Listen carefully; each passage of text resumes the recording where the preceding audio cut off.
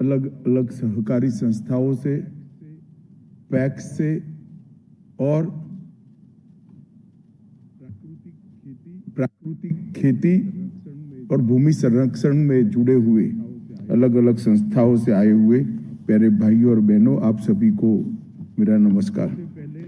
सबसे पहले कुछ ही दिनों के बाद दीपावली है, तो मैं दीपावली की आप सभी को अग्रिम शुभकामनाएं देना चाहता हूं। अभी से हम नए वर्ष की भी मैं बहुत बहुत शुभकामनाएं देना चाहता हूं। मित्रों, आज एक बहुत महत्वपूर्ण कार्यक्रम के लिए हम सब एकत्रित आए हैं। कई बार समय के गर्भ में कुछ पल जो ऐसे होते हैं वो घटित होते हैं, तब मालूम नहीं होते हैं कि ये पल युग परिवर्तनकारी पल होंगे। मगर 50 साल के बाद, 75 साल के बाद, 100 साल के बाद जब वो पल को याद किया जाता है, तब मालूम पड़ता है कि युग परिवर्तनकारी काम वो पल में हुआ था। मैं मानता हूं आज ऐसा ही एक युग परिवर्तनकारी काम हम करने जा रहे हैं। देश के प्रधानमंत्री नरेंद्र मोदी जी ने आजादी के अमृत महोत्सव में हम सब के सामने आत्मनिर्भर भारत के सूत्र को सार्थक करने के लिए कई लक्ष्य रखे। उसमें से एक लक्ष्य प्राकृतिक खेती का। प्राकृतिक खेती का लक्ष्य अगर सिद्ध करना है तो कई मोर्चों पर न केवल काम करना पड़ेगा, सारे मोर्चों के बीच में संकलन कर आगे बढ़ना पड़ेगा।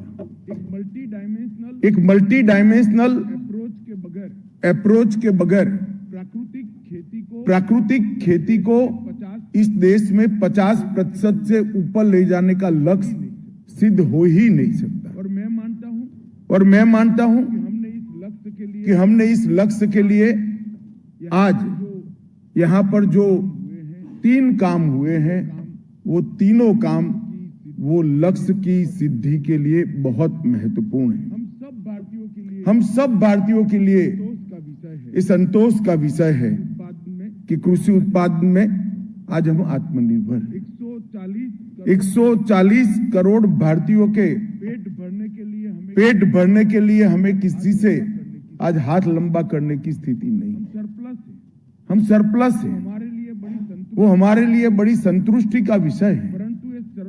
परंतु इस सरप्लस होने की यात्रा में कई चूक भी हुई है और अब समय रहते ये जो गलतियां हुई है इसको सुधारने का समय भी अब शुरू हो चुका। क्योंकि आज हम अन्न के क्षेत्र में आत्मनिर्भर हो गए हैं, तब निश्चित रूप से सोचना पड़ेगा, हमारी ये यात्रा का सिंहावलोकन भी करना पड़ेगा, मूल्यांकन भी करना पड़ेगा और कमियों को उजागर कर उसकी पूर्ति की दिशा में हमें आगे बढ़ना पड़ेगा।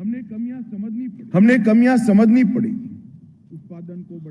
उत्पादन को बढ़ाने में फर्टिलाइजर और पेस्टिसाइड के अत्यधिक उपयोग ने कई बुरे परिणाम हमारे भविष्य पर डाल दिए हैं और आज वो धीरे धीरे नजर के सामने दिखाई पड़ते हैं।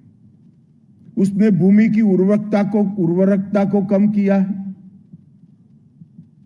लैंड की फर्टिलिटी को कम किया है, भूमि को प्रदूषित किया है, पानी को प्रदूषित किया है और ज्यादा फर्टिलाइजर और पेस्टिसाइड्स के उपयोग वाले अन्न के कारण मानव शरीर कई प्रकार के रोगों से ग्रसित भी हुआ है। मैं देश के सभी राज्यों का भ्रमण जब संगठन का मेरा पार्टी का अध्यक्ष था तब करता था। कई राज्यों से बड़े शहरों की ओर ट्रेन जाती है, वो ट्रेन का नाम कैंसर ट्रेन रखा है। ये हमारी अपने आप में आंख खोलने के लिए बहुत महत्वपूर्ण घटना है, क्योंकि कई राज्यों में फर्टिलाइजर और पेस्टिसाइड का उपयोग इतना ज्यादा बढ़ गया कि फर्टिलाइजर और पेस्टिसाइड से ज्यादा उपयोग किए हुए अन्न के खाने के कारण मानव शरीर कैंसर से ग्रसित हुआ। ये तो सबसे बड़ा नुकसान है। इसके साथ साथ डायबिटीज, बीपी, ब्रेन स्ट्रोक, कई सारी बीमारियां धीरे धीरे नजर आने लगी है।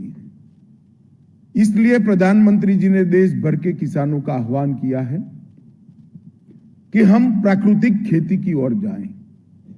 और इस देश में कुछ ऐसे प्रयोग हुए जिसने इस मिथक को तोड़ दिया है कि प्राकृतिक खेती अपनाने से उत्पादन कम होता है। हमारे गुजरात के राज्यपाल हैं आचार्य जी ने ढेर सारे प्रयोग अपने हरियाणा के फार्म पर करे हैं, जिसमें न केवल प्राकृतिक खेती से भूमि की गुणवत्ता में सुधार हुआ है, परंतु साथ में उत्पादन भी बढ़ाकर उन्होंने दिखाया है और सिर्फ एक गाय से 21 एकड़ खेती करने का प्रयोग किया। और मुझे आनंद है कि विगत 5-6 साल में देश में लाखों किसानों ने इसको अपनाया है, स्वीकारा है। 2-3 साल का पेनफुल प्रोसेस अपने खेत को ऑर्गेनिक घोषित करने का सहन करने के बाद भी आज कई किसान अपनी भूमि को ऑर्गेनिक भूमि कर रजिस्टर्ड कर पाए। हम सब के लिए बहुत संतोष का विषय है, क्योंकि हमारे देश के किसान की एक प्रकृति है कि किसान पड़ोसी किसान का जो देखता है वो तुरंत एडॉप्ट कर लेता है और धीरे धीरे ये प्राकृतिक खेती करने वाले किसानों की संख्या बढ़ती जा रही है। अब जब प्राकृतिक खेती के किसानों की संख्या बढ़ती जा रही है, तब एक और समस्या आई, उपभोक्ताओं के लिए भी आई है, किसान के लिए भी आई है। वो प्राकृतिक खेती भी करता है, इसके लिए परिश्रम भी करता है, 3 साल का धैर्यपूर्वक प्रयास भी करता है, मगर उसके प्रोडक्ट को कोई प्राकृतिक ऑर्गेनिक प्रोडक्ट मानता ही नहीं, क्योंकि इसका सर्टिफिकेशन नहीं। और उपभोक्ताओं के लिए भी एक बड़ी समस्या हुई है। ऑर्गेनिक प्रोडक्ट के रेट थोड़े ज्यादा मिलते हैं तो कई सारी जालसाजी करने वाले भी मैदान में आ गए हैं, जो अपने प्रोडक्ट को ऑर्गेनिक न होने के बावजूद भी ऑर्गेनिक बताकर चलते हैं। तो इसका ये समस्या का समाधान क्या? तो इस समस्या का समाधान भारत सरकार की कैबिनेट ने मोदी जी के नेतृत्व में 11 जनवरी 2023 को नेशनल कोऑपरेटिव ऑर्गेनिक लिमिटेड की स्थापना कर ढूंढा है।